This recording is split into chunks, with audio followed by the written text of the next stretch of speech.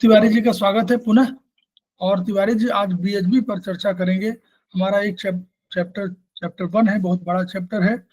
परीक्षण 1 का चैप्टर 1 उसका है और उसी पर आज वो आगे चर्चा करेंगे। तो हम लोग आगे इसको शेयर कर दे रहा हूं मैं तिवारी जी, कि शेयर करेंगे खुद? मैं कर लूंगा सर। ठीक, तो आपने over to you, over to you. Arvind sir को प्रणाम और सारे साथियों को प्रणाम। जैसा सर ने बोला था कि हम लोग जो परीक्षण है एग्जैक्टली ब्लड परीक्षण पर अभी फोकस है फर्स्ट लेशन पे, तो उस पर थोड़ी सी चर्चा करने की कोशिश करते हैं। पिछले दिनों हम लोगों ने कुछ चर्चा किया था, तो थोड़े और उसको आगे बढ़ाते हुए उस पर चर्चा करते हैं। तो मैं शेयर करता हूँ अपना।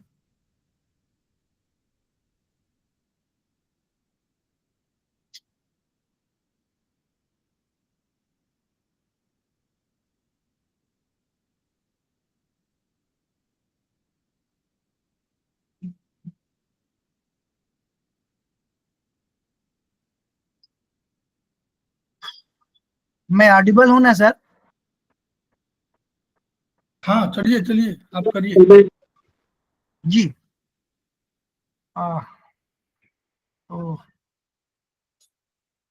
हम लोग एग्जैक्टली अभी जो एक नाइट्रोजन गैस है उसकी भूमिका पर इस ब्लड टेस्ट में कहाँ कहाँ उसका भूमिका है और कैसे है, तो उस पर थोड़ी सी हम लोग चर्चा करते हैं कि वो क्या क्या रोल निभाता है और कैसे उसको किस फॉर्म में हम लोग ब्लड टेस्ट में जानने की कोशिश करते हैं।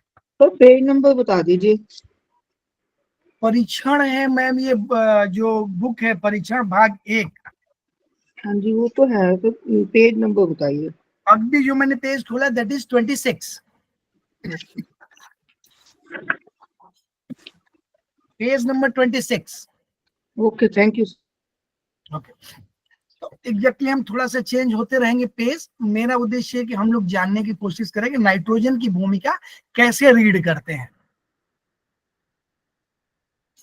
ये जो एटमॉस्फेयर है इसमें जो नाइट्रोजन गैस है परसेंटेज वाइज 79 है, और बाकी में सारे गैसेस हैं, ऑक्सीजन है, हाइड्रोजन है, जो चीजें हैं।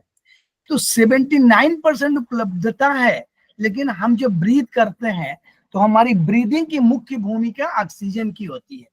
एयर हम इनटेक करते हैं लेकिन फिल्टर होके ऑक्सीजन अंदर जाता है और वो ब्लड में प्योरिफिकेशन, मतलब कार्बन डाइऑक्साइड ब्लड से निकाल के ऑक्सीजन मिल जाता है।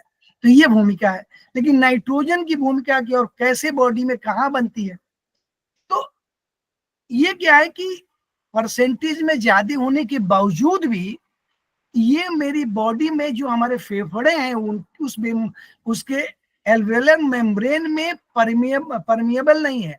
मीन्स कि वो इस मेम्ब्रेन से फिल्टर होके हमारी बॉडी में इंटर नहीं करता है। परमिएबल का मतलब ये है कि वो दूसरी तरफ जाने के लिए जो मेम्ब्रेन है वो अलाउ नहीं करता गैस को।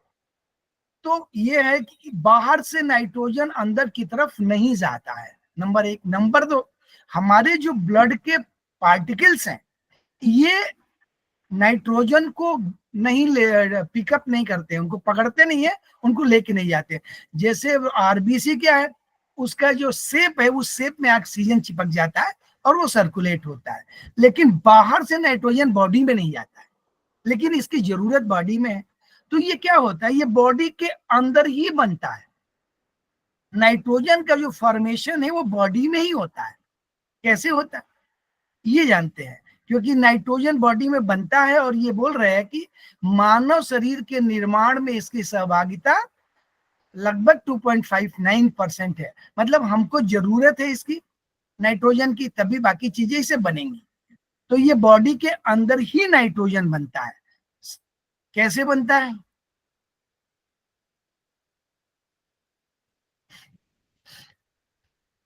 जब प्रोटीन का मेटाबॉलिज्म होता है, जब बॉडी के अंदर सेल में प्रोटीन का मेटाबॉलिज्म होता है तो नाइट्रोजन गैस बनती है।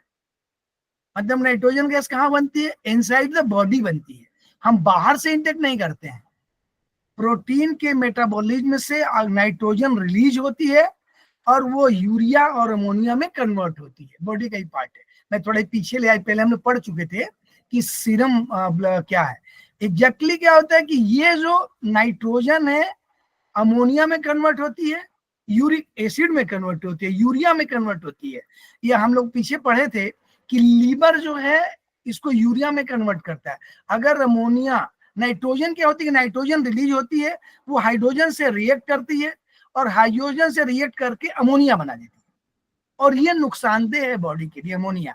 तो लीवर क्या करता है, लीवर सेल इस अमोनिया को यूरिया में कन्वर्ट करता है, और लीवर मैक्सिमम पोर्शन करता है 97 to 98%। तो अमोनिया ज्यादा हानिकारक है और यूरिया कम हानिकारक है। यूरिया जल में घुलनशील है, अमोनिया जल में घुलनशील नहीं है, वो बाहर नहीं निकलती है अच्छे से। यूरिया चूंकि जल में घुल जाता है तो एक्सक्रीट हो जाता है किडनी के माध्यम से। तो हम ये बताना चाह रहे थे कि नाइट्रोजन गैस रिलीज बाहर से नहीं आती है, सेल में प्रोटीन के मेटाबॉलिज्म से नाइट्रोजन बनती है। मेरा उद्देश्य ये था यहाँ पर आने का, और वो कन्वर्ट होती है अमोनिया में हाइड्रोजन से मिलके, और अमोनिया को लिवर यूरिया में कन्वर्ट कर देता है, जो ट्रांसपोर्ट होती है, एक्सक्रीट होती है थ्रू किडनी। ये हम बताना चाह रहे थे कि अमोनिया नाइट्रोजन कहाँ से निकलती है। अब ये जाने कि अगर नाइट्रोजन अंदर से ही नहीं बनती है, सेल के प्रोटीन के मेटाबॉलिज्म से, अब ये क्या करता है, ये नाइट्रोजन अमीनो एसिड, प्रोटीन को जो हम एब्जॉर्ब करते हैं अमीनो एसिड के फॉर्म में करते हैं। फैट फैटी एसिड होता है, कार्बोहाइड्रेट्स ग्लूकोज के फॉर्म में होता है, और प्रोटीन अमीनो एसिड के फॉर्म में एब्जॉर्ब होता है बॉडी के अंदर। तो अमीनो एसिड बनने में इस नाइट्रोजन की आवश्यकता है,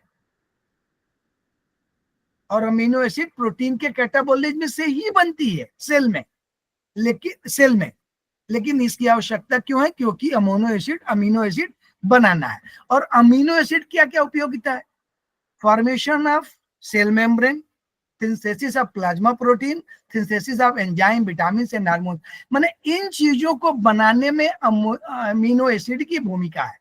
ऐसा नहीं कि पूरा इन्हीं की भूमिका और भी है, फैट की, बाकी चीजों की, लेकिन इनकी एक भूमिका है अमीनो एसिड की, कि सेल मेम्ब्रेन के फॉर्मेशन होगा, प्लाज्मा प्रोटीन सिंथेसिस होगा, एंजाइम, विटामिन और हार्मोन्स भी बनेंगे। तो ये आवश्यकता है नाइट्रोजन की।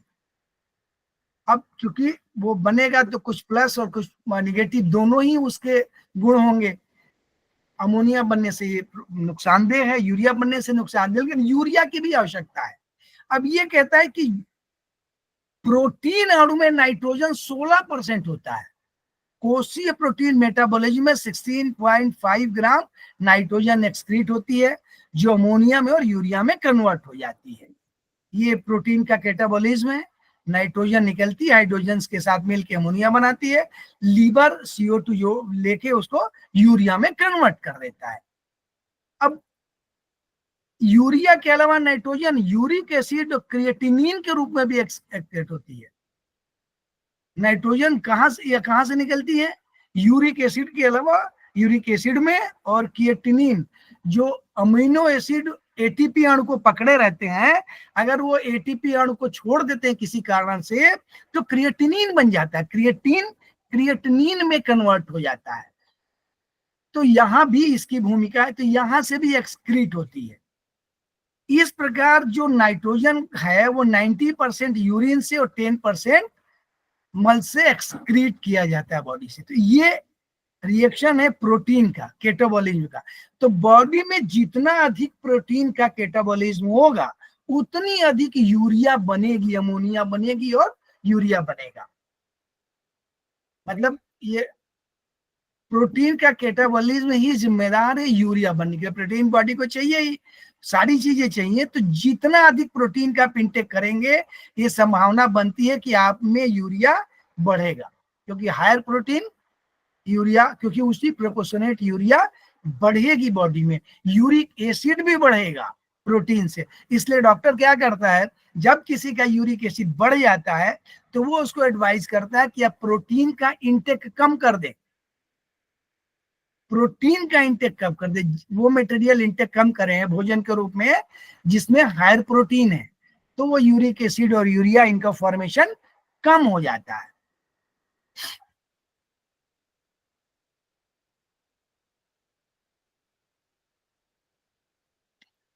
ये कहता है कि रक्त में अमोनिया जल व वसा में घुलनशील होकर ट्रांसपोर्ट होती है, इसलिए अमोनिया अगर सॉलिड में कन्वर्ट नहीं होगी तो कहीं और गैसियस फॉर्म में चली जाएगी, तो वहां पे और प्रॉब्लम क्रिएट करेगी गैसियस फॉर्म में। तो जो अमोनिया का स्तर है वो कितना मिलेगा ब्लड में? 40 to 70 microgram in 100 ml blood में, और फ्री जो अमोनिया आयंस है वो 20 to 25 माइक्रोग्राम, माने फ्री अमोनिया भी मिलेगा और अमोनिया भी मिलेगा, अमोनिया आयंस के फॉर्म में जो मिलेगा। अगर ये अमोनिया गैस के फॉर्म में ज्यादा होती है तो बॉडी को इंपैक्ट करेगी, और क्या होगा उससे? Flipping, tremor, slurring speech, blurring vision और कोमा। माने अमोनिया अगर बॉडी में ज्यादा है, अब कैसे ज्यादा होगा? अगर लीवर उसको यूरिया में कन्वर्ट नहीं करेगा, क्योंकि ये कह रहा है कि अमोनिया का प्रभाव, तो अमोनिया का एक लेवल है 40 to 70 माइक्रोग्राम, लेकिन अगर ये बढ़ जाता है तो ये इंपैक्ट आएगा। तब ये क्यों बढ़ेगा? अमोनिया को कन्वर्ट कौन करता है उसमें? तो ये भूमिका है लीवर की। तो लीवर की भूमिका में अगर कोई प्रॉब्लम आती है लीवर को, उसको खुद को, तो अमोनियम की वर्किंग भी, यूरिक एसिड बढ़ेगा या नहीं बढ़ेगा, बाकी चीजें इंपैक्ट होगी, लेकिन ये भी प्रभाव आएगा। इसलिए ये घुलनशील जो है यूरिक एसिड में कन्वर्ट होकर बाहर एक्सिड। ये कह रहा है कि यूरिया की एक आवश्यकता है बॉडी को, जो सेलुलर फ्लूइड है उसकी जो कंसंट्रेट करता है, उसको ऑस्मोलेलिटी प्रदान करता है, सांद्रता। अगर यूरिया कम हो जाए तो ये भी कम हो सकता है, तो ब्लड क्या होगा? कंसंट्रेशन कम हो जाएगा, पतला हो जाएगा, एक तरह से बोलेंगे। जिसका सांद्रता ज्यादा होता है वो उसके पतला और सांद्र और डाइल्यूट में अंतर ये है कि जो सांद्र ज्यादा होता है वो उसकी बहने की जो है ना, वो जो फ्लो करेगा वो स्लो हो जाएगा, और जिसकी सांद्रता कम होगी वो फास्ट फ्लो करेगा। तो ब्लड की जो सांद्रता है वो कुछ यूरिया पर डिपेंड करता है। यूरिया माने सीरम में, ब्लड यूरिया, सीरम में जो यूरिया है। यहां पर हम लोग ये जानने की कोशिश, देखिए कह रहा है कि ब्लड यूरिया नाइट्रोजन, जो ब्लड यूरिया नाइट्रोजन है, ये कार्बनिक और कार्बनिक तत्वों जितने भी मिले हैं, रक्त में मौजूद अमीनो एसिड, हम लोग बताए थे कि नाइट्रोजन से बनेगा, यूरिया बनेगी, यूरिक एसिड बनेगा, क्रिएटिनिन बनेगा, अमोनिया, ये सारे में ही नाइट्रोजन की भूमिका है। इसमें amino acid, urea, uric acid, creatinine और अमोनिया, ये सारे के सारे मौजूद है। इन टोटल का जब मान हम जानेंगे, नाइट्रोजन की वैल्यू इन अ ब्लड, तो क्या मिलेगा? इसको बोलेंगे ब्लड यूरिया नाइट्रोजन। माने नाइट्रोजन की वैल्यू जाना जा सकता है, उसका फॉर्म तरीका क्या है? आप ब्लड टेस्ट कराएंगे तो BUN, ब्लड यूरिया नाइट्रोजन कितना मिलेगी? 5 to 25 मिलीग्राम पर 100 ml ब्लड। माने 100 मिलीलीटर अगर ब्लड लिया जाए और BUN को चेक कराया जाए तो ये वैल्यू 5 to 25 मिलीग्राम पर 100 ml में मिलेगा ये। तो यहां पर सब जगह अलग अलग है। अमीनो एसिड में अलग भूमिका है, 30 to 35 to 65 मिलीग्राम परसेंटेज है, माने 100 ml में, और यूरिया में इतना है, सब में अलग अलग ये दिया हुआ है। लेकिन टोटल अगर आप देखिएंगे, अगर किसी से ज्यादा होता है तो हमारे लिए प्रॉब्लम है। और ये कह रहा है कि बार बार की ब्लड यूरिया जो है सांद्रता मेंटेन करके रखता है ब्लड। BUN अगर आप टेस्ट करा रहे तो कह रहा है कि क्रिएटिनिन कराना चाहिए। क्रिएटिनिन कब कन्वर्ट होता है? क्रिएटिन जब ATP अणु को छोड़ देता है किसी अब असामान्य परिस्थिति में, तो क्रिएटिनिन में कन्वर्ट हो जाता है। तो ये एक एडवाइस लिख रहा है कि अगर आप BUN करा रहे हैं तो क्रिएटिनिन को भी चेक कर लीजिए, तब आपको पता चलेगा कि कितना है, क्योंकि क्रिएटिनिन भी एक्सक्रीट होना है किडनी से। तो ये कह रहा है कि to valuate kidney function at a wide range of circumstances and to monitor patient with acute chronic kidney dysfunction। माने क्रिएटिनिन का परसेंटेज ये बताएगा कि किडनी का फंक्शन कैसे है, ये इंपॉर्टेंट है। तो ये हम लोग को वो ये एडवाइस कर रही है बुक कि हमें nitrogen BUN blood urea nitrogen के साथ क्रिएटिनिन टेस्ट भी करवाना चाहिए।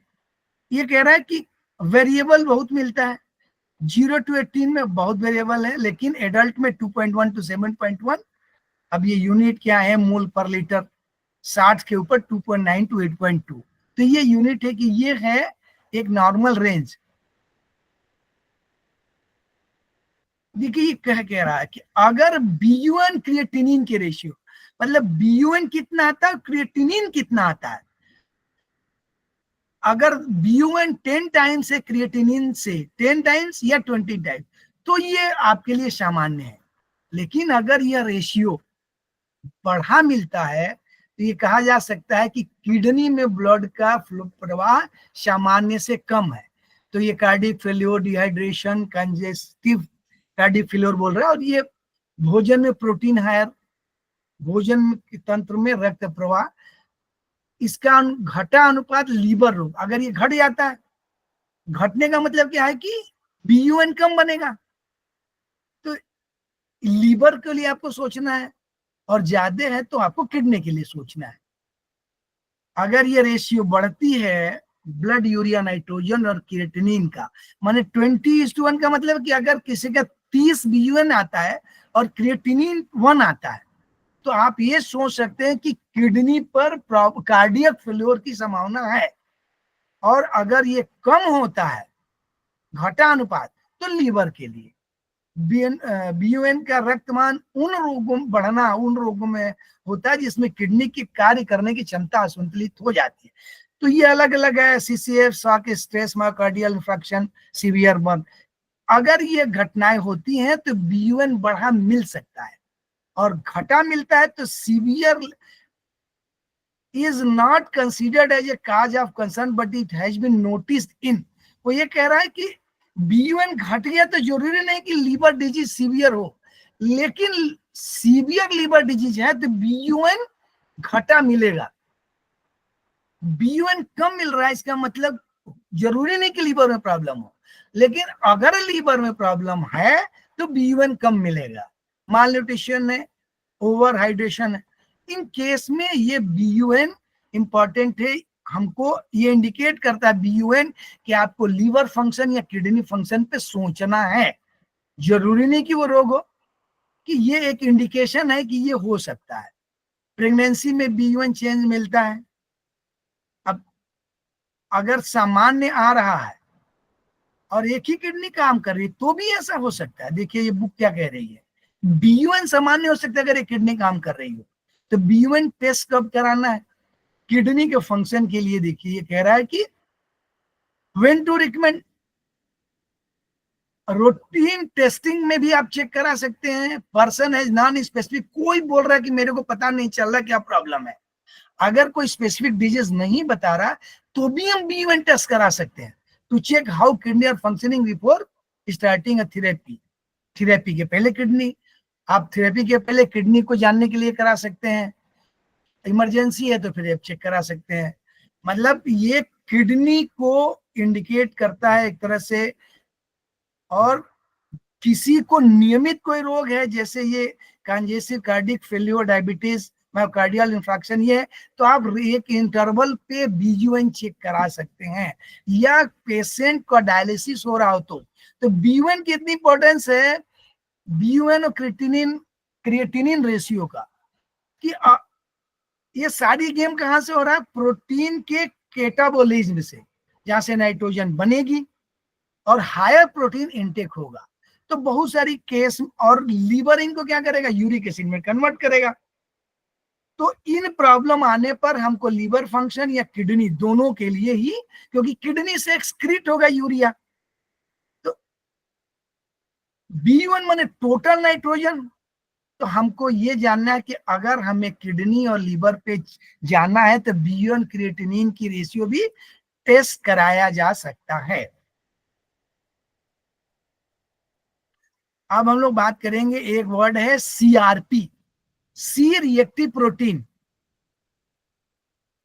ये क्या चीज है?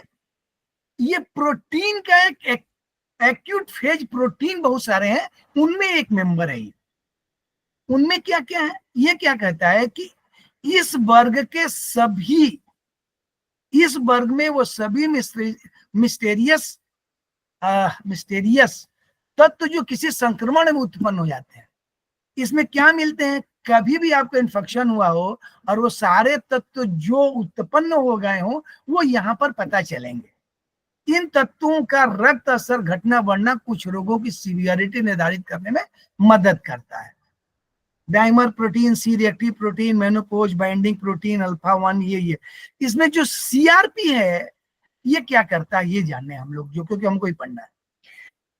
Diabetes, hypertension, cardiovascular disease, chronic inflamed colon leading to cancer. अगर ये रोग आपको है, माने अगर आप सीआरपी टेस्ट कराएंगे तो इन रोगों को ध्यान में रख के कराएंगे। डायबिटीज में भी कराया जा सकता है, कार्डियोवास्कुलर में भी कराया जा सकता है, हाइपरटेंशन।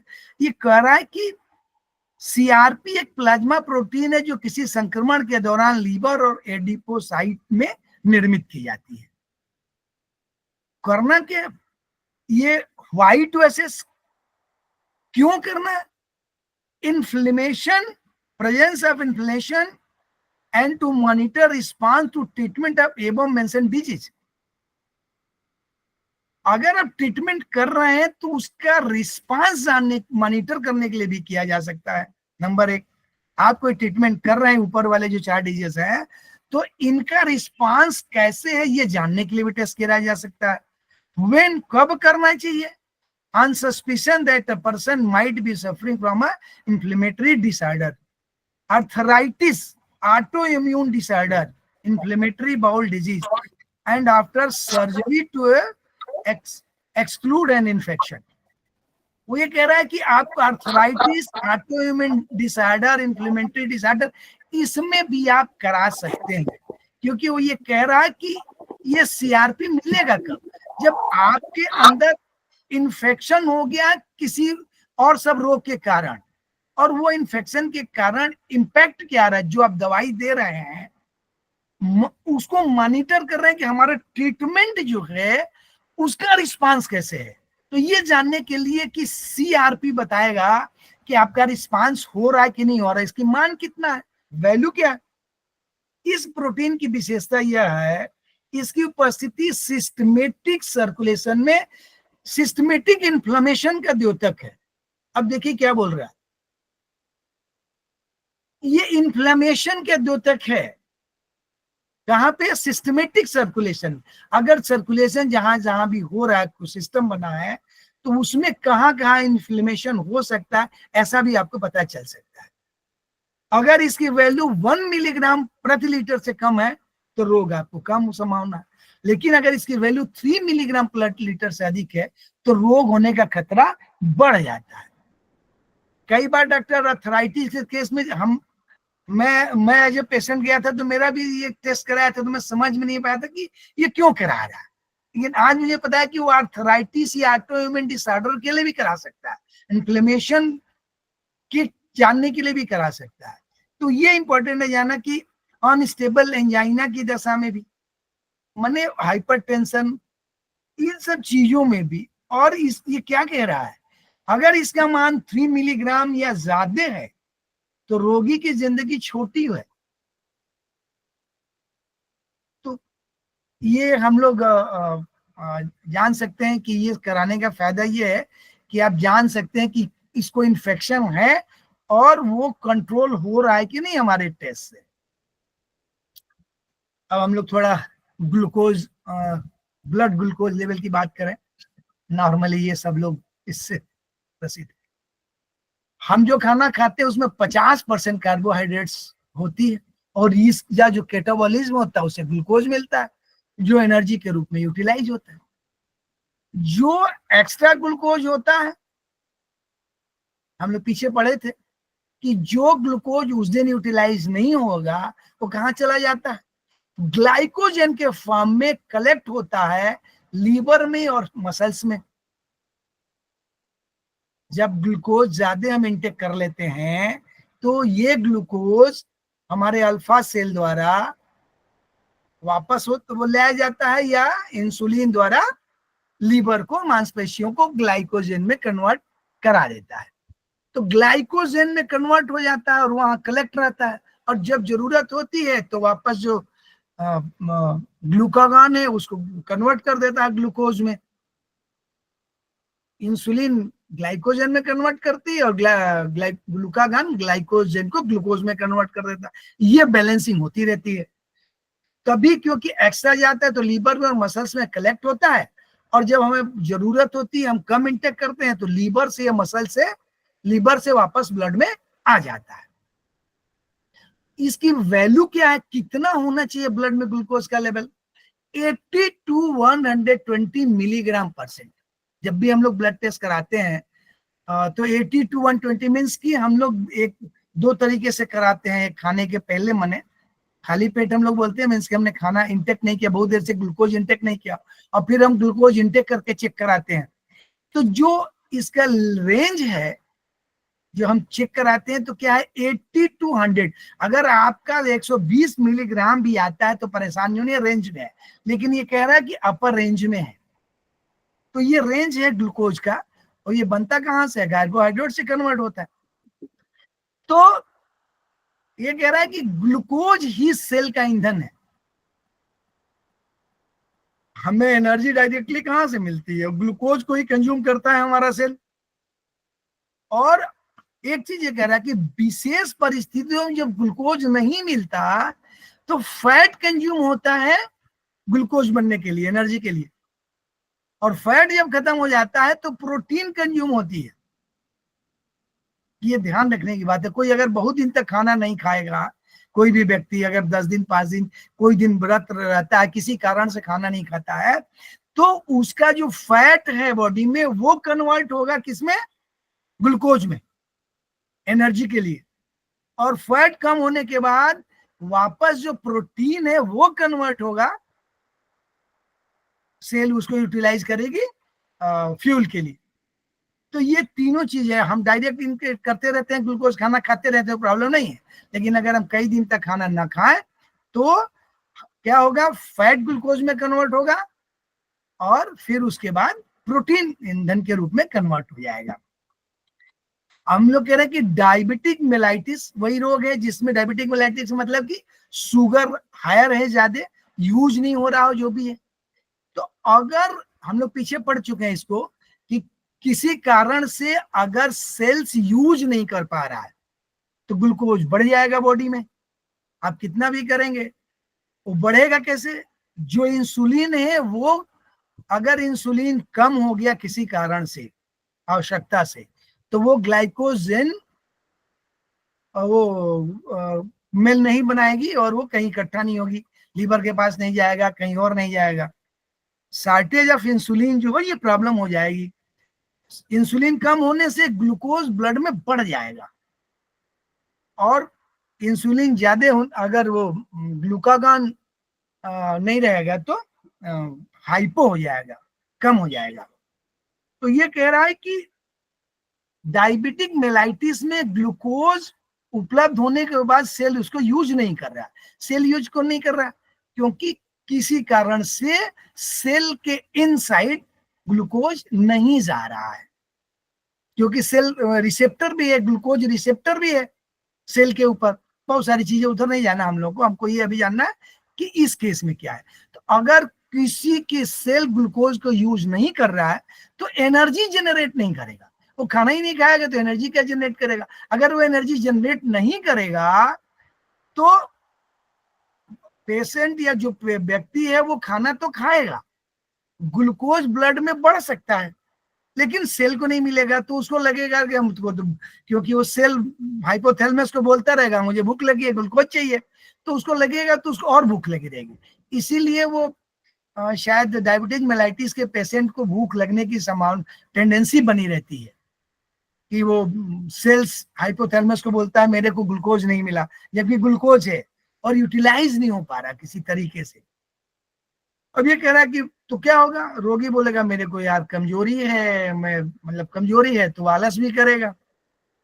और अगर ग्लूकोज ज्यादा है तो यूरिन से बाहर निकलेगा, तो यूरिन से बाहर निकलेगा ग्लूकोज, तो वहां पर जो चींटी है वो ग्लूकोज को इंटेक करने के लिए जहां आप यूरिन करेंगे वहां पहुंचेगी। चोट लगने पर ठीक न होना, अगर आपका ग्लूकोज ज्यादा है तो ये लगता है कि आपका चोट भी ठीक नहीं होगा। डॉक्टर बोलता है कि आप शुगर पेशेंट है क्या, अगर कोई चोट ठीक नहीं होता है। तो ये कैसे होता है, तो दो काम इसको करता है, एक पेनक्रियाज कराता है इंसुलिन और लीवर कराता है। तो इन दोनों की महत्वपूर्ण भूमिका है ग्लूकोज लेवल बॉडी में मेंटेन करने के लिए, पेनक्रियाज एंड लीवर, इन दोनों की महत्वपूर्ण भूमिका है। तो ये कह रहा है कि अगर हमें ग्लूकोज की टेस्टिंग पैसे डॉक्टर कराता ही है, जैसी जरूरत रहती है फास्टिंग या आफ्टर मील, वो ये चेक करने के लिए उसकी एक लेंज है।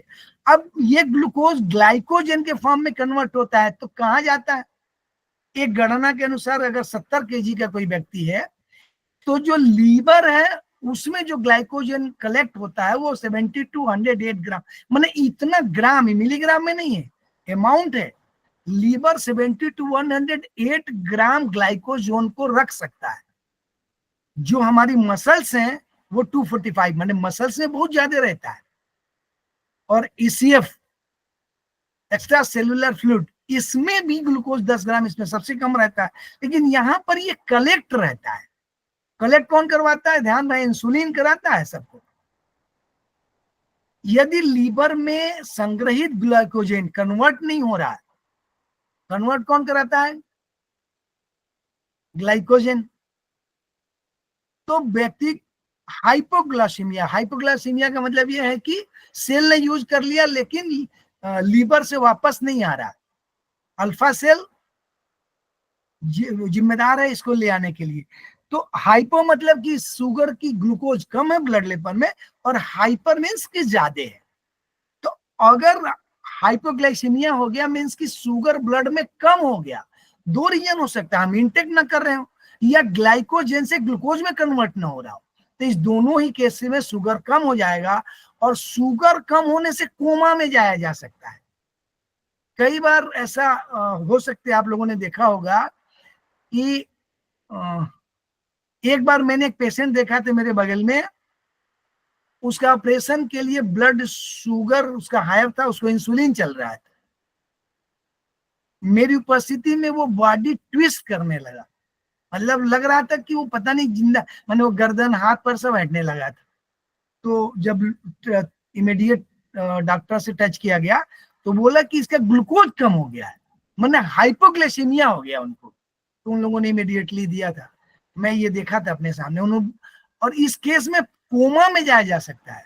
इसलिए बहुत इंपॉर्टेंट है कि जब भी आप ग्लूकोज का ट्रीटमेंट कर रहे हो, चाहे हायर इंसुलिन से या किसी कारण से, तो मॉनिटर होना चाहिए। नहीं तो ग्लूकोज गिरने के साथ आप कोमा में चले जाएंगे। एनर्जी तो कम हो ही जाएगी क्योंकि वो सेल को नहीं मिलेगा, बाकी चीज वीक हो जाएंगे, लेकिन कोमा में भी जा सकते हैं। क्यों, शॉर्टेज ऑफ ग्लूकोज। अब आगे चलते हैं इसको जाने। अब इसमें क्या है कि ये कह रहा है कि ये एक ऐसा रोग है जो दीमक की तरह नुकसान पहुंचाता है। इंसुलिन के अभाव ईसीएफ में मौजूद ग्लूकोज सेल में नहीं पहुंचता है। नुकसान दो है इस इंसुलिन के अभाव का, कोशिकाओं में मौजूद कार्यों हेतु आवश्यकता ऊर्जा ही नहीं मिलेगी, और ग्लूकोज का स्तर बढ़ने से जो सेल है ईसीएफ में जो ग्लूकोज है वो अगर बढ़ता रहेगा तो सेल बीमार होंगी और उनकी डेथ हो जाएगी। इसलिए ये कह रहा है कि अगर हाइपरग्लाइसीमिया 2 घंटे भी रह गया 24 घंटे में तो मनुष्य की लाइफ कम हो जाती है। देखिए कितना इंपॉर्टेंट मैसेज लिखा है। अगर आपका ग्लूकोज लेवल हाइपरग्लाइसीमिया और 2 घंटे आपका बढ़ गया, मतलब 400-500 ग्लूकोज आपका 2 घंटे रह गया, तो आपकी लाइफ छोटी हो गई। ये बहुत जरूरी है। मतलब हमें अगर ग्लूकोज का कोई शुगर पेशेंट है, डायबिटिक मेलाइटिस, तो उसे अपना ग्लूकोज मॉनिटर करना चाहिए कि बढ़ तो नहीं रहा, घट नहीं रहा, वो कंडीशंस पे डिपेंड करता है।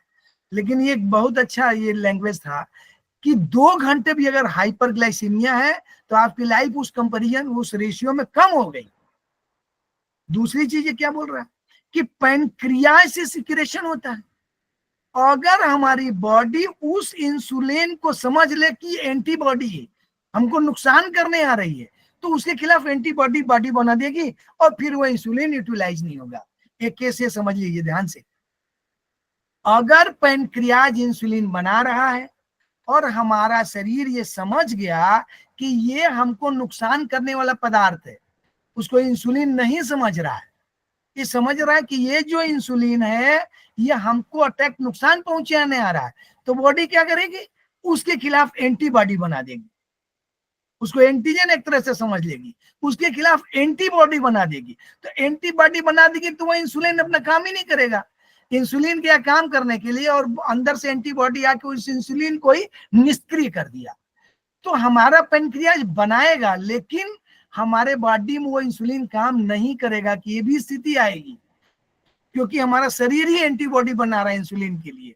इस दशा में ग्लूकोज की अधिक मात्रा, इंसुलिन एंटीबॉडी दोनों के प्रभाव को हमारे शरीर को झेल, एक तो ग्लूकोज ज्यादा है उसके प्रभाव को झेलना है, और दूसरा जो इंसुलिन है उसका एंटीबॉडी बन गया। तो 2 नुकसान है इस केस में जब एंटीबॉडी बनाती है। तो ग्लूकोज का परीक्षण लगातार करना चाहिए, ये इंपॉर्टेंट है। क्या कहता है कि ग्लूकोज का स्तर रक्त में, ग्लूकोज का स्तर और इंसुलिन दोनों परीक्षण कराना चाहिए जरूरत है तो, और ग्लूकोज का लेवल मेंटेन रखना चाहिए।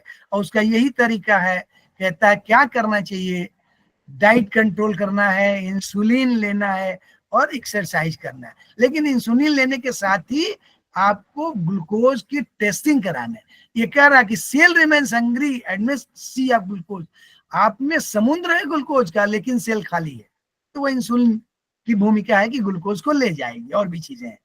तो ये बहुत इंपॉर्टेंट है ग्लूकोज के स्तर को मेंटेन करना, और ये जानना कि पैनक्रियाज काम कर रहा है कि नहीं, क्योंकि लीवर काम नहीं करेगा तो भी प्रॉब्लम आएगी। लीवर बहुत बड़ी भूमिका निभाता है, ग्लाइकोजेन को ग्लूकोज में नहीं कन्वर्ट होने देगा या वो स्टोर नहीं करेगा, अगर वो खुद प्रॉब्लम में आया तो ये आप पढ़ लेंगे। देखिए उसी से जुड़ा हुआ बोलता है कि बड़ा पेट, लीवर बढ़ा हुआ, ये सब चीजें एक बार आप पढ़ लीजिएगा, लीवर, किडनी, और एक उसी के डिजीज हैं ये, ग्लूकोज से रिलेटेड जितनी है ये डिजीज, आप इसको पढ़िएगा। थोड़ा आगे हम लोग कोर्स खत्म करें तो इसको एक बार आप लोग पढ़ लीजिएगा। एक चीज थोड़ा ये भी जान लें, ये क्या करता है कि ग्लूकोज की अधिक मात्रा विस्कासिटी बढ़ा देता है। ये दूसरी ये है कि जब कंसंट्रेशन बढ़ा देगा, विस्कासिटी बढ़ा देगा, तो ब्लड का फ्लो कम हो जाएगा। ब्लड जिस गति से फ्लो होना चाहिए उस गति से फ्लो नहीं होगा, इसके बड़े नुकसान है। अगर गति से फ्लो नहीं होगा तो आप ध्यान दीजिए, जो वो छोटा वाला है थ्रोम्बोसाइट, वो सेंटर में गति से प्रवाह के कारण ही चलता है, एक तो वो भी सोचना चाहिए। और अगर ग्लूकोज की मात्रा बढ़ी रहती है तो क्या होगा, बाहर सेल के बाहर में तरफ, अंदर और बाहर, इंट्रा सेलुलर फ्लूइड और एक्सटर्नल, तो जो बाहरी है वो ग्लूकोज बनी रहेगी और अंदर जाएगा नहीं। ग्लूकोज जीवाणुओं का पसंदीदा भोजन है, तो इन्फेक्शन की भी प्रोबेबिलिटी बढ़ेगी, और किडनी भी उतना ही करेगी जितनी ताकत है, तो किडनी पे भी लोड बढ़ेगा।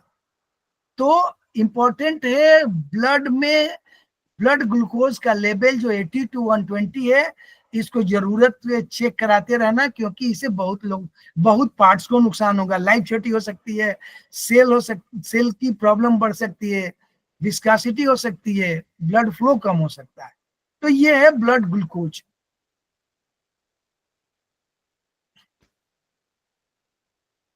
थोड़ा प्लाज्मा प्रोटीन को डिस्कशन कर ले। ये कोर्स आज हम लोग को खत्म करना है तो थोड़ा सा फास्ट चलते हैं। हम जो प्रोटीन इंटेक करते हैं ना, वो अमीनो एसिड में कन्वर्ट होता है, पीछे हम लोग पढ़े ही हैं अमीनो एसिड में, और ये एब्जॉर्ब होके लीवर तक पहुंचा दी जाती है आंतों में। और लीवर में गुण है कि एक अमीनो एसिड दूसरा अमीनो एसिड वो कन्वर्ट कर देता है, केवल इसेंशियल अमीनो एसिड को वो नहीं करता है। तो इस अमीनो एसिड को विभिन्न भाग जोड़कर शरीर के लिए प्रोटीन का संश्लेषण भी होता है। प्रोटीन कहीं स्टोरेज नहीं होता है। जैसे हमने देखा कि ग्लूकोज स्टोरेज होता है ग्लाइकोजन के फॉर्म में, फैट स्टोर होता है, लेकिन ये जो प्रोटीन है ये स्टोर नहीं होता, ये ब्लड में रहता है, सर्कुलेट होता रहता है। और इनमें क्या क्या मुख्य पार्ट है जो पीछे पढ़े थे हम लोग बीएचपी में, इसकी जो मात्रा होती है टोटल जो कार्बनिक तत्व है ब्लड में, वो 6.5 to 8 ग्राम 100 ml में परसेंटेज है। 100 ml में 6.5 to 8 ग्राम प्रोटीन की मात्रा होती है, जिसमें एल्बुमिन, ग्लोबुलिन, फाइब्रोनोजन, ग्लाइकोप्रोटीन और लाइपोप्रोटीन होते हैं। ये मुख्य है जो प्रोटीन के फॉर्म है जो रहते हैं कार्बनिक तत्व, ठोस कार्बनिक तत्व है ना, किसमें, रक्त में, माने प्लाज्मा में। तो ये अभी हम लोग ये देखेंगे कि इनकी उपयोगिता क्या क्या। जैसे हम लोग बोले थे कि सेल मेम्ब्रेन प्रोटीन से बनेगा, हम लोग पीछे बोल रहे थे, अमीनो एसिड से भी, तो उनकी भूमिका क्या है ये प्लाज्मा प्रोटीन का, construction of cell wall, cell की दीवार बनाएंगे, ऑस्मोटिक प्रेशर मेंटेन रखेंगे। अमीनो एसिड के सदस्य हम लोग बोले ही थे कि ये लोग बनाएंगे, और ये बफर उपलब्ध रहते हैं, माने एक अलग से भी इकट्ठा रहते हैं, अपनी जरूरत पर अम्लीय और क्षारीय आयंस उपलब्ध रहते हैं। बफर मतलब वो जैसे जरूरत होती है वैसे फॉर्मेशन हो जाएगा इनका, बफर स्टॉक का मतलब ये है।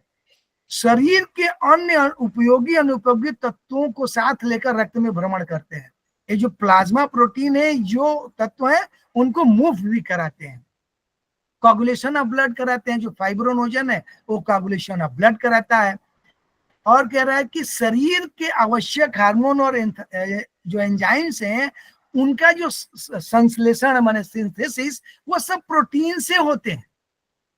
प्रोटीन इंपॉर्टेंट है, उनका जो संश्लेषण है हार्मोन का और एंजाइम का, वो प्रोटीन से होता है। प्रोटीन के कार्य के आधार पर ये असेस करना कि जो शरीर में नहीं हो पा रहा है, तो प्लाज्मा प्रोटीन के बहुत सारे प्रोटीन है। एक तो हम लोग प्रोटीन के प्रकार देखेंगे, ये जो देखे हैं, और दूसरा बोल रहा है कि अगर कोई रोगी प्रोटीन नहीं ले रहा है तो बहुत सारी प्रॉब्लम उसको हो सकती है। और प्रोटीन कम कैसे होगा, एक तो होगा कि वो प्रोटीन इंटेक नहीं कर रहा है, दूसरा क्या होगा कि जो प्रोटीन का जो है कैटाबॉलिज्म ही नहीं हो रहा है, जो डाइजेशन सिस्टम है उसमें कैटाबॉलिज्म नहीं हो रहा है, या अमीनो एसिड जो कन्वर्ट होता है वो एब्जॉर्ब नहीं हो रहा है, लीवर में प्रोटीन नहीं बन रहा है, किडनी प्रोटीन को बाहर निकाल दे रही है, एक्सक्रीट कर दे रही है। एक और है, रोगी के शरीर में प्रोटीन की चोरी हो रही है, शरीर में प्रोटीन की कहीं चोरी कर लेता। देखिए अब कैसे करता है ये हम लोग पढ़ेंगे। अब देखिए इसमें कहता है कि प्रोटीन के अलग अलग तत्वों को जानते हैं। तो जो एल्बुमिन है जो लीवर द्वारा बनता है, सिंथेसिस होता है, वो 6.5 to 5.5 ग्राम पर 100 ml, टोटल वो 6.5 टू, हम लोग पढ़े थे कि टोटल प्रोटीन का जो फॉर्म है वो कितना होगा 6.5 to 8.0। तो एल्बुमिन कितना होता है 3.6 to 5.2, ग्लोबुलिन अल्फा 1 अल्फा 2 ये 0.1 to 0.4, 0.1 to 0.4 और 0.4 to 0.8 ये ग्लोबुलिन अल्फा और अल्फा 2 और अल्फा 1, बीटा 0.5 to 1.2, और गामा ग्लोबुलिन जो नहीं बनता है लीवर से वो 0.7 से 1.5। ये गामा ग्लोबुलिन लिम्फ नोड में बनता है, ये लीवर से नहीं बनता है। और फाइब्रोनोजन ये लीवर से बनता है, 0.2 to 0.5 ग्राम 100 ml में ये होता है। तो ये सारे प्रोटीन सिंथेसिस होते हैं और इनके ये परसेंटेज है कि इतना होना चाहिए, और ये कहीं इकट्ठा नहीं होते, सर्कुलेट होते रहते हैं। अब ये कह रहा है कि कुछ डिजीज जब होंगी, जैसे ग्लोमेरुलोनेफ्रोसिस अगर ये होती है तो इसमें क्या होगा, एल्बुमिन गिर जाएगा, अल्फा टू ग्लोबुलिन बढ़ जाएगा और गामा ग्लोबुलिन गिर जाएगा। इट मीन्स कि एल्बुमिन गिर रहा है, ग्लोबुलिन अल्फा 2 बढ़ रहा है, ग्लोबुलिन गिर, तो इस रोग को ग्लोमेरुलोनेफ्रोसिस, क्रोनिक लीवर डिजीज, अगर लीवर में क्रोनिक डिजीज होता है, माने क्रोनिक मतलब कि लंबा डिजीज कोई होता है, तो गामा ग्लोबुलिन बढ़ जाएगा और एल्बुमिन गिर जाएगा। तो लीवर के जो भी रोग होंगे उसमें लीवर से बनने वाले जो प्रोटीन है वो कम हो जाएंगे, क्योंकि लीवर खुद बीमार हो गया तो वो कैसे बनाएगा। इसलिए कह रहा है कि गामा ग्लोबुलिन बढ़ गया। गामा ग्लोबुलिन चूंकि लिम्फ नोड से बनता है तो वो बढ़ा रहेगा क्योंकि वो अपना काम करेगा। और बढ़ा क्या, ये कंपेरिजन वर्ड है, कंपेरेटिव। अल्बुमिन ग्लूको लीवर से बनता है तो ये होगा। डायबिटिक मेलाइटिस में अल्फा 2 ग्लोबुलिन बढ़ जाएगा। रूमेटाइटिस आर्थराइटिस में gamma globulin plus alpha 2 globulin और अल्फा 2 ग्लोबुलिन बढ़ा हुआ मिलेगा। लिम्फेटिक ल्यूकेमिया गामा ग्लोबुलिन ऊपर भी मिल सकते हैं, नीचे भी मिल सकता है। मोनोसाइटिक ल्यूकेमिया गामा ग्लोबुलिन बढ़ा मिलेगा। इन्फेक्शस हेपेटाइटिस लीवर वाला तो गामा ग्लोबुलिन बढ़े मिलेगा, अल्फा 2 ग्लोबुलिन नीचे मिलेगा। गामा ग्लोबुलिन बढ़ा इसलिए मिलेगा कि ये बनता है लिम्फ नोड से। तो अगर लीवर में इंपैक्ट आता है तो अल्फा और अल्फा 2 और गामा ये दोनों घटे हुए मिलेंगे क्योंकि लीवर बना नहीं पाएगा।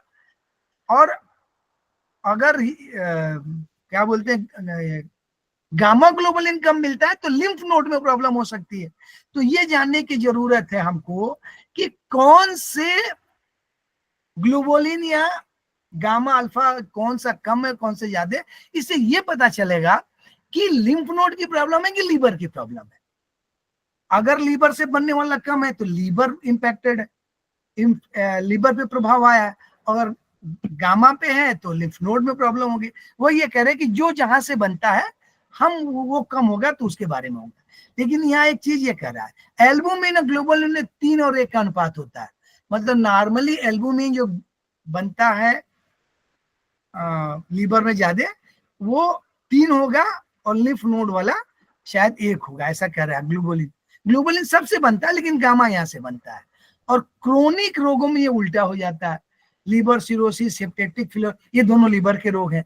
तो रोगी होने में अब इस क्या बढ़ा है और क्या घटा, इसे ये अंदाजा लगा सकते हैं ब्लड टेस्ट से कि रोगी क्या डायबिटिक का मेलाइटिस पेशेंट है, रूमेटाइड आर्थराइटिस है, क्या है, आप इस चीजों से जान सकते हैं। यहाँ एक चीज और देखिए, फाइब्रोनोजन भी लीवर बनाता है।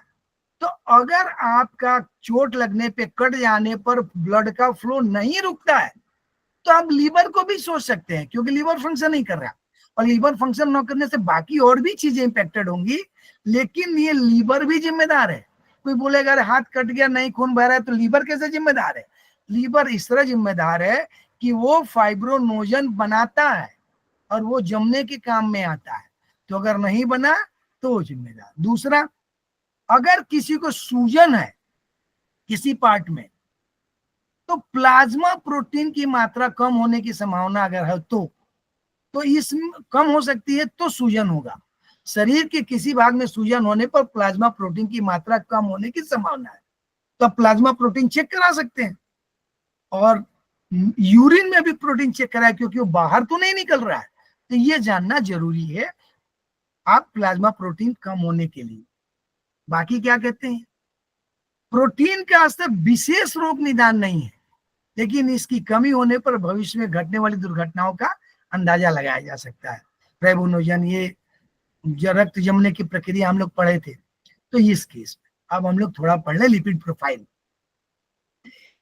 ये लिपिड प्रोफाइल जिसके हम लोग अक्सर ही डॉक्टर ब्लड टेस्ट कराते हैं, तो हम लोग क्या करें कि जो बैलेंस डाइट है उसमें 15% प्रोटीन, 50% कार्बोहाइड्रेट और 35% फैट लेते हैं।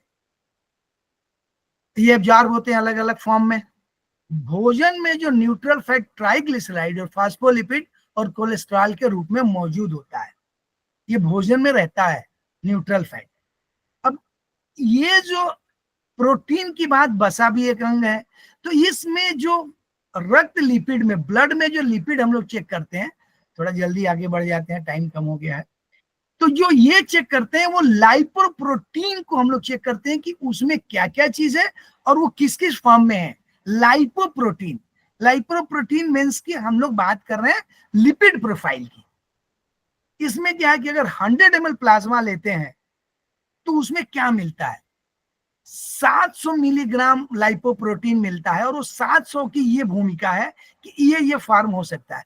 कोलेस्ट्रॉल 180 मिलीग्राम, 700 मिलीग्राम है तो ये 180 milligram, phospholipid 160 milligram, triglyceride 160 milligram, और प्रोटीन जो है वो 200 मिलीग्राम। लाइपोप्रोटीन में यहाँ प्रोटीन भी दिखा रहा है, वो ध्यान से देखिएगा, क्योंकि वो एक फॉर्म है। तो इसका जो स्वरूप है ना लाइपोप्रोटीन का, वो देखिए ये क्या कह रहा है और कैसे बनता है।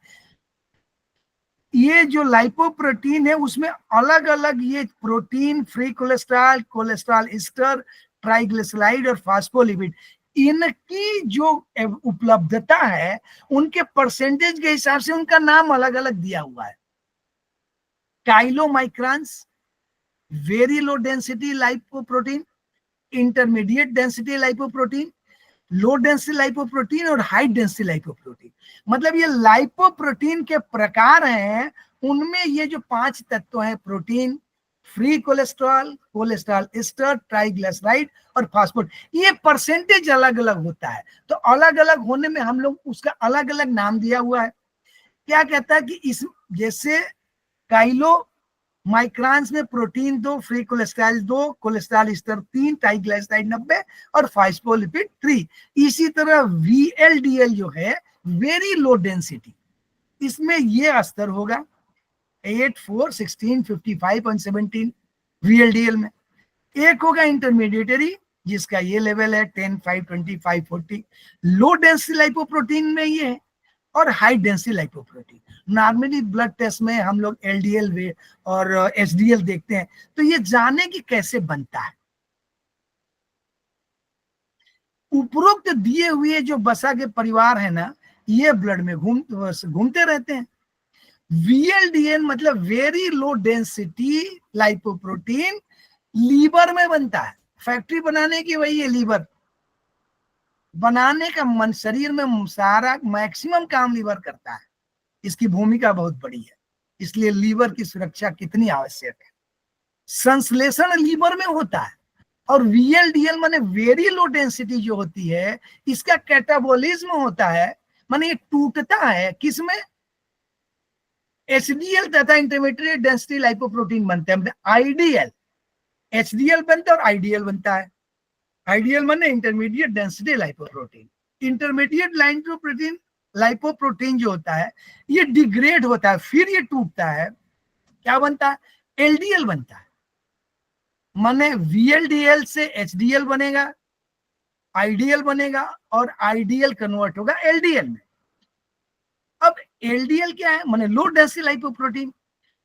LDL का कैटाबॉलिज्म होता है। LDL का जब कैटाबॉलिज्म होता है तो वो एक्सक्रीट हो जाता है, टूट के बाहर निकलता है। उसको करता कौन है, hepatic cell, fibroblast cell, lymphocyte. Hepatic cell ये लीवर वाली भूमिका, फाइब्रोब्लास्ट लिम्फ नोड्स में, ये सारे लोग LDL का कैटाबॉलिज्म करके माने उसे एक से ज्यादा चीजें बना देती हैं और वो एक्सक्रीट हो जाता है। तो ध्यान से देखिए, बनाता कौन है, लीवर VLDL को, और उसके कैटाबॉलिज्म से HDL बनता है, उससे IDL बनता है, और फिर LDL बनता है। वेरी LDL से HDL बनता है और IDL बनता है, और सबसे बाद में LDL बनता है, और LDL कैटाबॉलिज्म होकर एक्सक्रीट हो जाता है। इसमें है क्या, ये जानना है, ये हम लोग क्यों पढ़ रहे हैं। ये जितने भी सदस्य हैं ये क्या है, फ्रेंड एंड फ्रो है।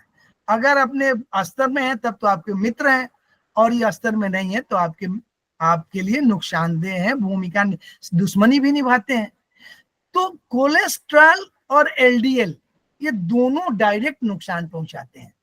अगर कोलेस्ट्रॉल हायर है, कैसे, लाइपोप्रोटीन के और लाइपोप्रोटीन का LDL, अगर ये दोनों ज्यादा हैं तो हार्ट को और धमनियों को नुकसान पहुंचाते हैं। HDL लोग बोलते हैं फायदेमंद है, फायदेमंद है, करता क्या, LDL को ले जाता है लीवर के पास, बोलता है इसको कैटाबॉलिज्म कर दो। माने VLDL भी बनाता है और LDL का कैटाबॉलिज्म भी करता है लीवर की भूमिका समझिए। VLDL बना के उससे सब कुछ बनते हैं, और जब LDL बन जाता है तो LDL को HDL पकड़ के ले जाता है लीवर के पास कि भाई इसका कैटाबॉलिज्म कर दो, तो वो उसको कैटाबॉलिज्म कर देता है और वो एक्सक्रीट होता है। लेकिन अगर वो कैटाबॉलिज्म पूरा नहीं हुआ, चाहे रीजन कुछ भी हो, LDL ज्यादा हो या उसका कैटाबॉलिज्म कम हो रहा हो, तो एलडीएल में जो कोलेस्ट्रॉल ईस्टर है ये नुकसान पहुंचाएगा, और किसको? धमनियों को, माने जो आर्टरीज हैं इनको नुकसान पहुंचाता है। इसीलिए ब्लड में एलडीएल और ईस्टर, कोलेस्ट्रॉल ईस्टर को बहुत जरूरी है कि हम जब भी टेस्ट कराएं, कोई जरूरत हो तो देखें कि ईस्टर कितना है, कोलेस्ट्रॉल ईस्टर ब्लड में, और एलडीएल है। तो एलडीएल और कोलेस्ट्रॉल ये दोनों नुकसान पहुंचाएंगे। और एलडीएल में क्या नुकसान है? जो कोलेस्ट्रॉल ईस्टर है वो बहुत नुकसान पहुंचाता है। अगर आप पिछले इसमें देखेंगे, ये कोलेस्ट्रॉल ईस्टर, ये देखिए एलडीएल में 46 है, हायर क्वांटिटी में है कोलेस्ट्रॉल ईस्टर, इसीलिए ये बोलते हैं कि खराब है, क्योंकि ये 46 है, तो इसलिए एलडीएल कम चाहिए, ये निकलना चाहिए, एक्सक्रीट होना चाहिए। अगर ये एलडीएल,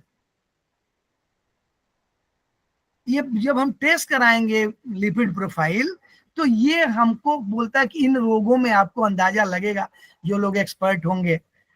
नेफ्रोटिक सिंड्रोम है, डायबिटिक मेलाइटिस है, ऑब्स्ट्रक्टिव जॉन्डिस है, मिक्सिडीमा है, angina pectoris, coronary heart disease, obesity, माने इन डिजीज में वो आपको अंदाजा दे सकता है ब्लड लिपिड प्रोफाइल। थोड़े एक्सपर्ट होंगे जो लोग पढ़ पाएंगे कि ये लिपिड प्रोफाइल से इन किसी रोग से क्या रिलेशन है। और अगर कोलेस्ट्रॉल घट जाता है मतलब कम हो गया किसी वजह से, तो माल एब्जॉर्प्शन हो गया, मतलब हम खाए कम या वो एब्जॉर्ब नहीं हुआ, pernicious anaemia, haemolytic jaundice liver वाले में, तो ये सारे रोगों को वो बताता है कि कोलेस्ट्रॉल घट जाएगा, तो ये रोग है। इसमें एक चीज और है कि रिलेट कैसे करें हम लोग सीरम कोलेस्ट्रॉल में, तो इसमें हम लोग रिलेट ये कर रहे हैं कि सीरम कोलेस्ट्रॉल का सदा सामान्य से अधिक होना रिस्क फैक्टर है। अगर कोलेस्ट्रॉल ज्यादा है तो ये एक रिस्क फैक्टर है। और कोरोनरी हार्ट डिजीज, माने ब्लड की जो कोरोनरी आर्टरीज हैं या और भी कहीं, वहां पर इसमें थक्का जम सकता है, तो ये कोलेस्ट्रॉल आपको नुकसान पहुंचा सकता है, हायर कोलेस्ट्रॉल सीधे। ये एक निष्कर्ष जो लिखा हुआ है कि वीएलडीएल तो अधिक है, वेरी लो डेंसिटी अधिक है, माने लीवर ने ज्यादा बना दिया। एलडीएल का सामान्य, एलडीएल का माल सामान्य है। अब एलडीएल सामान्य है, इसका मतलब कि वीएलडीएल टूट नहीं रहा है, वीएलडीएल अधिक और एलडीएल सामान्य है। इसका मतलब कि वीएलडीएल का जो फॉर्मेशन है वो लीवर ज्यादा कर रहा है, तो ये हार्ट डिजीज पे भी जा सकता है। अगर एलडीएल बढ़ गया और वीएलडीएल समान है, इसका मतलब कि वो ज्यादा कैटाबॉलिज्म हो रहा है, और एलडीएल बढ़ गया तो कोलेस्ट्रॉल स्तर बढ़ेगा, तो वो भी हार्ट डिजीज कराएगा। माने दोनों ही केस में एलडीएल का मान बढ़ना और एसडीएल का घटना अधिक हानिकारक है। एसडीएल का घटना हानिकारक क्यों है? क्योंकि ये कह रहा है कि एसडीएल एलडीएल को लीवर के पास लेके जाता है कि कैटाबॉलिज्म कम करो कि एक्सक्रीट हो, और वो कम हो गया तो एक्सक्रीट ही नहीं कराएगा। जब एक्सक्रीट नहीं कराएगा तो स्टर फंसेंगे आर्टरीज में, तो ये एक प्रॉब्लम होगी। तो ये अगर ये सब चीजें आती हैं तो ये सीधे हार्ट की कोरोनरी आर्टरीज पर इंपैक्ट, क्योंकि पतली पतली आर्टरीज है, वहां पर चोकिंग की संभावनाएं बढ़ेंगी। रक्त में एलडीएल और वीएलडीएल दोनों का मान सामान्य से अधिक खतरनाक है, माने खूब बन रहा है और एलडीएल भी खूब बन रहा है, तो ये हाईएस्ट लेवल, माने इसमें रिस्क हायर लेवल का है। अब ये कह रहे हैं कि अगर कोलेस्ट्रॉल को जमने दिया जाए तो संगमरमर की तरह चिकना ठोस हो जाता है। क्यों होता है? क्योंकि इसका अपना स्वभाव है जम जाना, प्रेसिपिटेट हो। मानव कोलेस्ट्रॉल वनस्पति में नहीं मिलता, इसे मानव पशु मांस उत्पादों में या स्वयं माने आप जो भी मांस खाएंगे या खुद या कहीं का डेयरी प्रोडक्ट ले रहे हैं, तो ये या स्वयं अपने शरीर में बन जाता है। मानव कोलेस्ट्रॉल बाहर से न ले तो भी बनेगा, क्योंकि बॉडी बनाती है। तो ये कह रहा है कि आप बाहर से न ले तो भी मुश्किल है बनना। शरीर में इसकी अधिकतम मात्रा एड्रिनल कार्टेक्स एवं गोनाड्स में पाई जाती है। लिम्फ में कोलेस्ट्रॉल ईस्टर, लिम्फ में कोलेस्ट्रॉल ईस्टर के रूप में ट्रांसपोर्ट होता है। यदि फाइब्रोब्लास्ट सेल के लाइसोसोम एंजाइम कोलेस्ट्रॉल स्टर को हाइड्रोलेज न करे तो ये निष्क्रिय पड़ा रहता है, माने कोई एक्टिविटी ना करे तो निष्क्रिय पड़ा रहेगा, और ये उत्तकों में बढ़ जाएगी तो ओल्मास डिजीज क्या बोल रहा है कि होगी, और कोलेस्ट्रॉल डिफिशिएंट होने से ग्रोथ रुक जाएगी। अगर आप कोलेस्ट्रॉल इंटेक कम कर रहे हैं किसी वजह से तो शरीर में ग्रोथ और डेवलपमेंट ही रुक जाएंगे, स्टेरॉयड हार्मोन नहीं बनेंगे। तो ये कह रहा है कि आपको कोलेस्ट्रॉल की जो मात्रा है अगर कम है तो आपका डेवलपमेंट नहीं होगा, और ज्यादा है तो आप में कोरोनरी माने हार्ट की प्रॉब्लम सबसे ज्यादा होने की संभावना बनेगी। तो बैलेंस होने की आवश्यकता है, इसलिए आप कोलेस्ट्रॉल भी ब्लड टेस्ट में जरूर माने ब्लड प्रोफाइल में चेक कराना चाहिए। जन्म के बाद 2 वर्ष तक शुरू में या 50 के बाद कोलेस्ट्रॉल की मात्रा कम हो जाती है, क्योंकि 2 साल से छोटे बच्चे का वो डाइजेशन नहीं होगा, और 50 के बाद ये कह रहा है कि डाइजेशन और इंटेक प्रॉब्लम होगी। तो अगर 50 साल 55 साल का आदमी है और उसका कोलेस्ट्रॉल कम है तो आपको परेशान नहीं होना है। महिलाओं में ये मासिक धर्म के पहले 20-30% बढ़ जाता है और बाद में अच्छा हो जाता है, नॉर्मल हो जाता है, और बहुत सारे केस में प्रेगनेंसी में कह रहा है कि रक्त में बढ़ जाता है, तो फीडिंग पर ये सामान्य हो जाता है। तो कोलेस्ट्रॉल हम लोग को ब्लड में जानना चाहिए कि एलडीएल और आईडीएल और एचडीएल क्या है। इसीलिए हम लोग बोलते हैं कि एचडीएल अच्छा और एलडीएल खराब है, क्योंकि कोलेस्ट्रॉल स्तर हायर है, और एचडीएल लीवर के पास ले जाता है और एलडीएल को कैटाबॉलिज्म करा के एक्सक्रीट करता है। तो ये हुआ सर। एंजाइम वाला तो बहुत सारे हैं, अपने से पढ़ा जा सकता है, टाइम हो गया, जैसा आप आदेश दें। जी जी बहुत बढ़िया। अब हम लोग ठीक, बहुत बढ़िया तिवारी जी, आपने बहुत डिटेल में बता दिया, सब लोग पढ़ेंगे, पढ़ने में सबको आनंद मिलेगा ना। तो हम लोग डायबिटीज पे बहुत सारी बात कर रहे हैं, और अभी तिवारी जी ने बहुत बढ़िया टॉपिक बताया कि कोलेस्ट्रॉल, तो कोलेस्ट्रॉल को बता दिया तिवारी जी ने। अब हम लोग बताइए कि ट्रीटमेंट आयुर्वेद में आप लोग डिस्कस करिए कि ये कहाँ बताया, तिवारी जी ने क्या बताया, कहाँ कहाँ बनता है, बोलिए कहाँ बनता है कोलेस्ट्रॉल, कहाँ बनता है? लीवर में। लीवर में। तो लीवर का ट्रीटमेंट कहाँ पर होगा? ये index finger, index finger, left index finger, जी ठीक है। चलिए, कोलेस्ट्रॉल है क्या? पार्थिव है कि जली है कि आकाशीय है, क्या है? पार्थिव, पार्थिव सोने ना जो जिसमें डेंसिटी है वो प्रेसिपिटेट होने लगता है। भाई डेंसिटी तो होगी ना, हम लोग मानते हैं अधिकांशतः पार्थिव मानते हैं, जिसमें थोड़ा ठोस तत्व होता है वो सब पार्थिव होते हैं, ठीक। तो अब जब हम 3 चरण है, बोलिए 3 चरण कौन कौन बताइए? पहले 3 चरण प्रोटोकॉल के, पहला चरण किस उंगली में करेंगे, यस, कहाँ करें, फिर उसमें किस ज्वाइंट पे करेंगे, कौन सा मेरिडियन लेंगे। तो पहला हम लोग तय कर दिया लेफ्ट इंडेक्स फिंगर, आपने कह दिया कोलेस्ट्रॉल लेफ्ट इंडेक्स फिंगर में ट्रीटमेंट करेंगे। नंबर 2 क्या करेंगे? नंबर 2 करेंगे कि which meridian is to be treated. तो मेरिडियन माने किस मेरिडियन पे करें? तो हमने कहा कि 5वां नंबर पार्थिव है, कोलेस्ट्रॉल की बात कर रहे हैं तो कोलेस्ट्रॉल का 5वां पार्थिव हुआ 5th स्पाइरल। स्पाइरल क्यों लेंगे?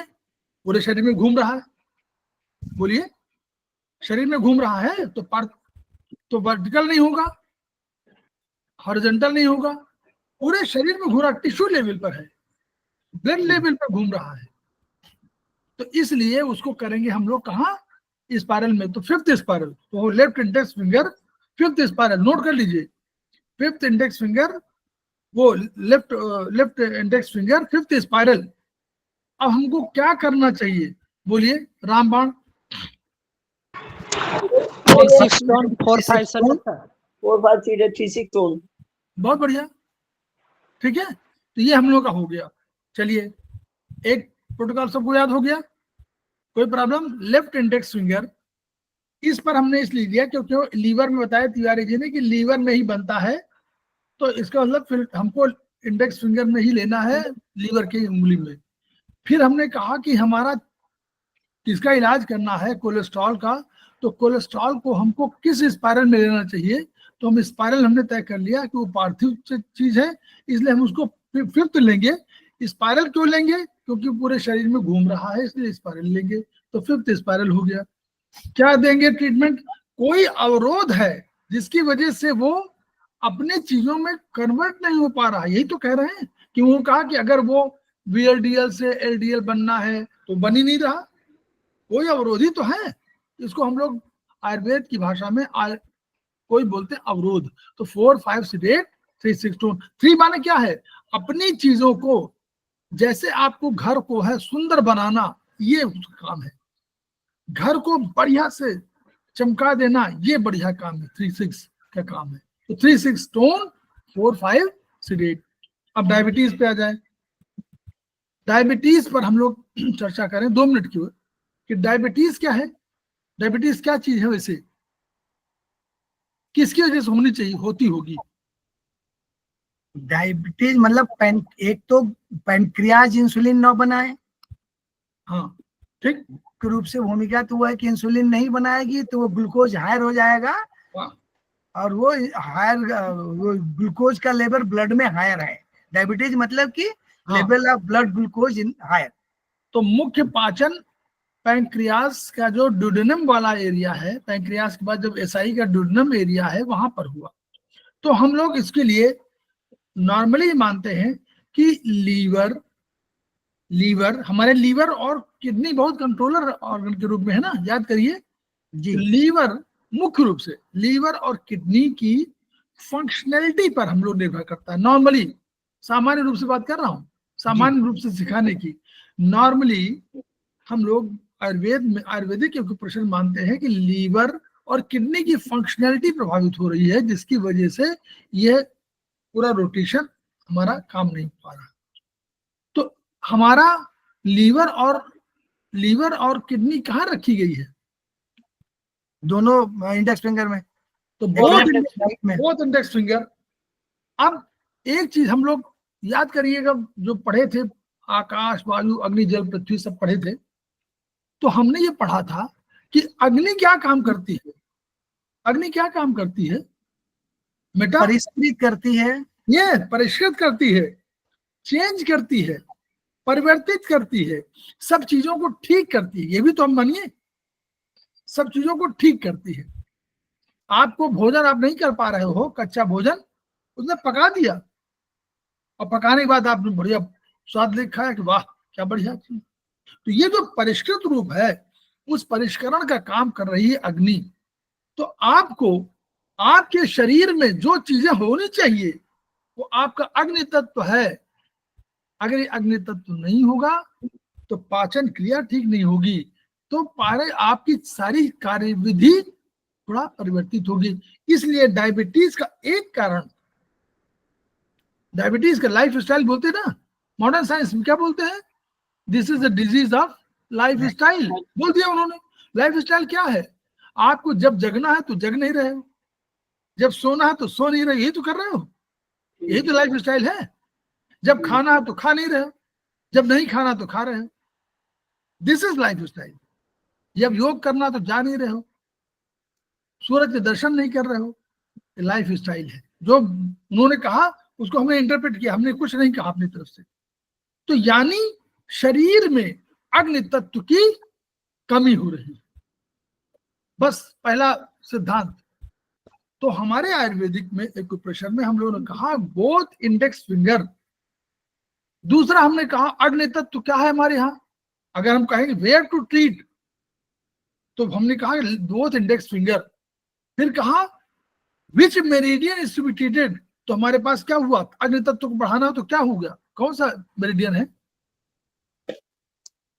ये को कौन करेंगे, थर्ड स्पाइरल। अभी तो पहले आइए, देखिए स्टेजेस मत भूलिए प्लीज, यही हम आपको सिखाना चाह रहे हैं।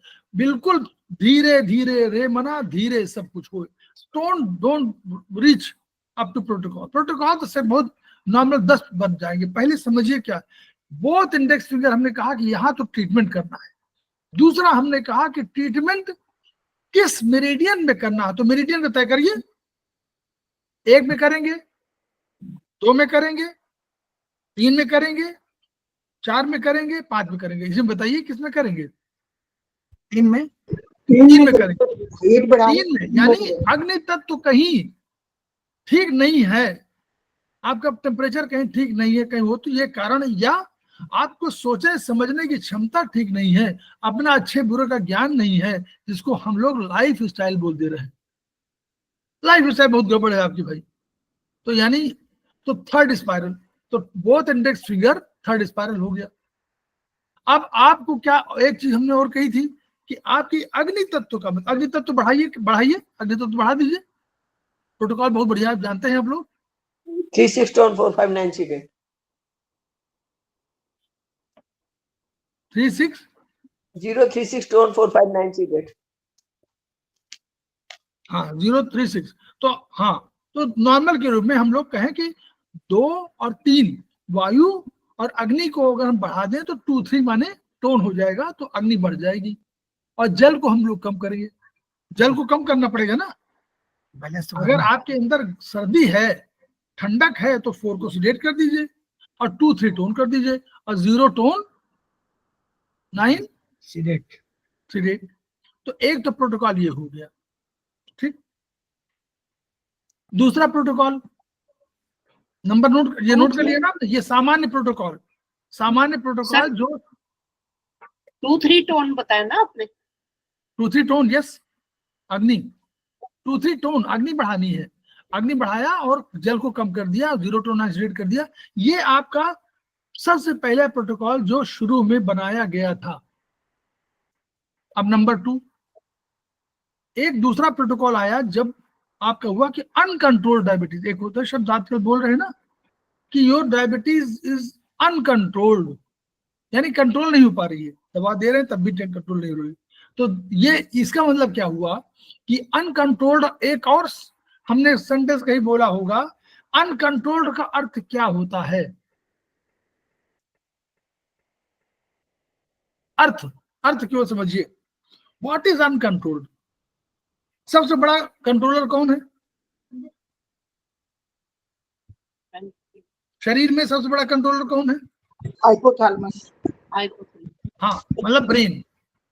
हाइपोथैलेमस माने ब्रेन। तो नर्वस सिस्टम, तो जब नर्वस सिस्टम की कोई प्रॉब्लम हो तो ही उसको कह सकते हैं अनकंट्रोल्ड, नहीं तो नर्वस सिस्टम कंट्रोल कर लेगा।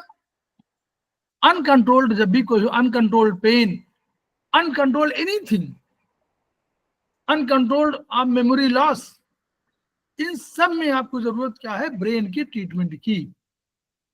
तो अनकंट्रोल्ड के लिए अब सुनिए, अब तो अनकंट्रोल्ड में हमने कहा कि भाई चलिए ठीक है, तो हम उसके लिए हम लोग देते हैं ट्रीटमेंट फिंगर नंबर 7,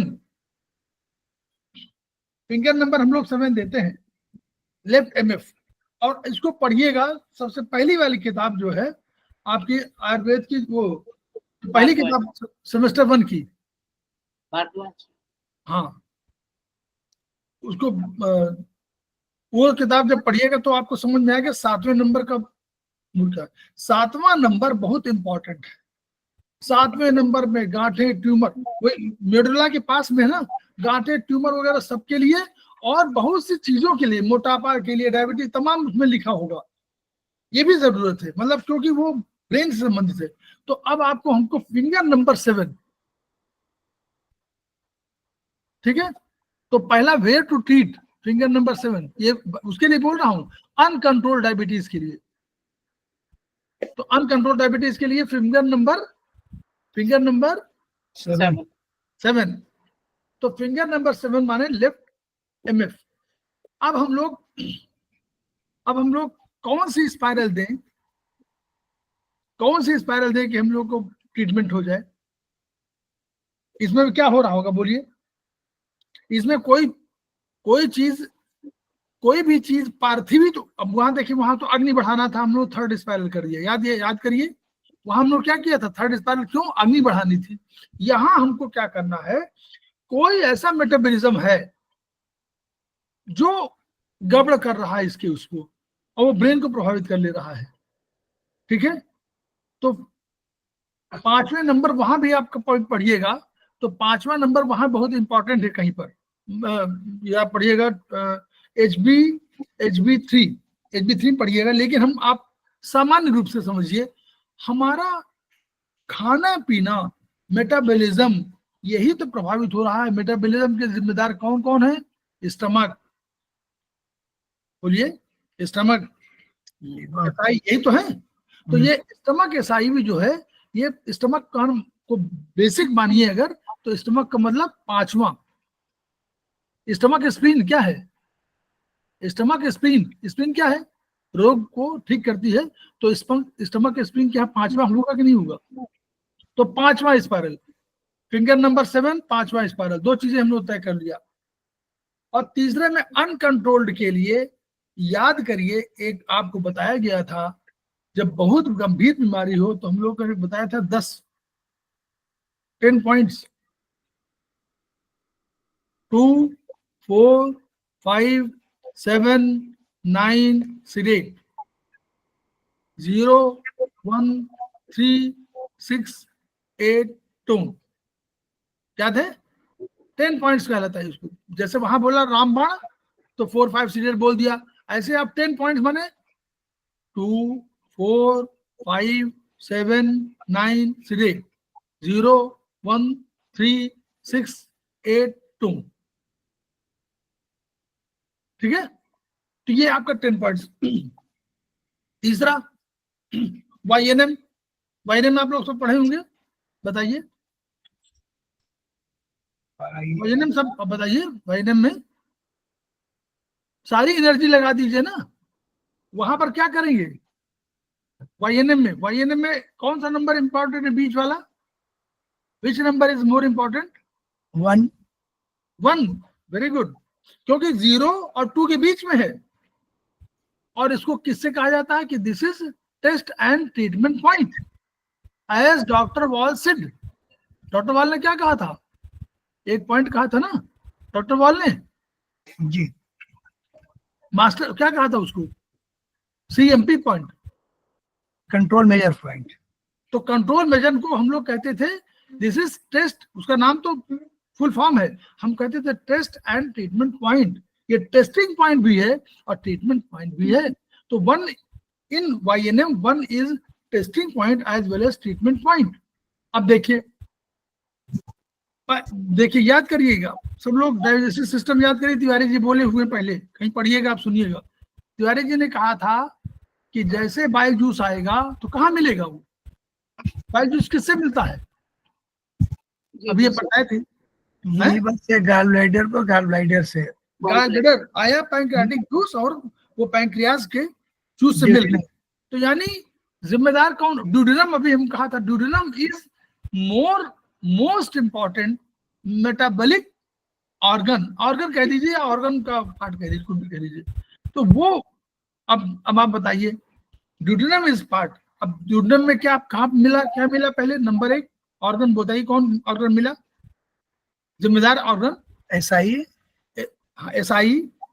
UB, अरे sorry, liver, gall bladder.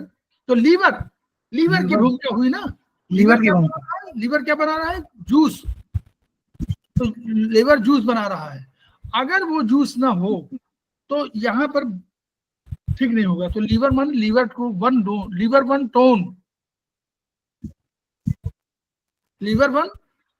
Tone. दूसरा क्या है? अभी दूसरा बताया था अभी पहले वाले उसमें कि किडनी और लीवर 2 जिम्मेदार ऑर्गन है। तो किडनी 1 टोन। और कौन सा बताइए? पैंक्रियास, क्यों भूल गए? Pancreas tone, spleen tone, spleen, pancreas, kidney, liver, बस हो गया काम। तो आपका बन गया ना। कहाँ का लीवर? पहले वाले ट्रीटमेंट में क्या था? पहला ट्रीटमेंट जो नोट कराया था उसमें कहा था कि बोथ इंडेक्स फिंगर। क्यों कहा था? किडनी और लीवर, बस। तो किडनी लीवर दोनों जिम्मेदार। हाँ बोलिए रणबीर मैडम। सर ये सभी टोन होंगे क्या?